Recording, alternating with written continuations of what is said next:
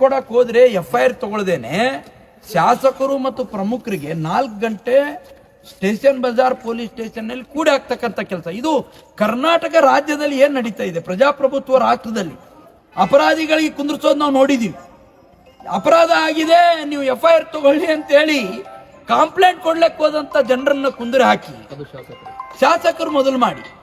ಇವತ್ತು ಒಬ್ಬ ದಲಿತ ಶಾಸಕರು ಅವ್ರಿಗೆ ಏಕವಚನದಲ್ಲಿ ಮಾತಾಡ್ತಕ್ಕಂಥ ಪ್ರಯತ್ನಗಳಾಯ್ತು, ಇವರನ್ನ ಧಕ್ಕಾಮುಕ್ಕಿ ಮಾಡ್ತಕ್ಕಂಥ ಪ್ರಯತ್ನಗಳಾಯ್ತು. ಅಂದ್ರೆ ಇಲ್ಲಿ ಕಾನೂನು ಏನು ಇಲ್ವಾ, ಸುವ್ಯವಸ್ಥೆ ಇದು ಕಾಪಾಡೋರಿಲ್ವಾ? ಅದಕ್ಕೆ ನಮಗೆ ಕರ್ನಾಟಕದ ಪೊಲೀಸರ ಮೇಲೆ ನಮಗೆ ವಿಶ್ವಾಸ ಇಲ್ಲ. ಇದು CBIಗೆ ತನಿಖೆಗೆ ವರ್ಗಾವಣೆ ಆಗಬೇಕು.